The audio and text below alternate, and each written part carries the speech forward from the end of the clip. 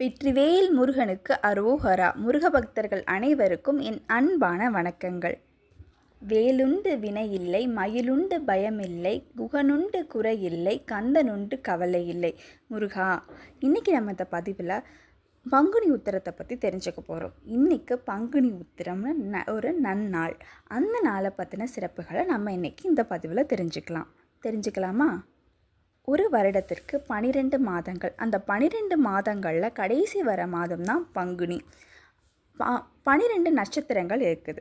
12 நட்சத்திரங்களில் கடைசி நட்சத்திரம் தான் உத்திரம். இந்த பங்குனி மாதமும் கடைசி நட்சத்திரமான உத்திர நட்சத்திரமும் சேர்ந்து பௌர்ணமி திதியில் வரக்கூடிய இந்த நன்னாளை தான் பங்குனி உத்திரம் அப்படின்னு சொல்கிறோம். இது முருகனுக்கு ரொம்பவே உகந்த நாள். அப்படி என்னென்ன நடந்திருக்கு அப்படிங்கிறத பற்றி பார்க்கலாம். சூரபத்மன், தரகாசுரன், சிங்கமுகன் இப்படிப்பட்ட அசுரர்களை அழிப்பதற்காகவும் அசுர குலத்தை அழிப்பதற்காகவும் தனது தாய் தந்தையர்கிட்ட அருள் வாங்கி முருகன் புறப்பட்ட நாள் இந்த நன்னாள் தான் பங்குனி உத்திரம்.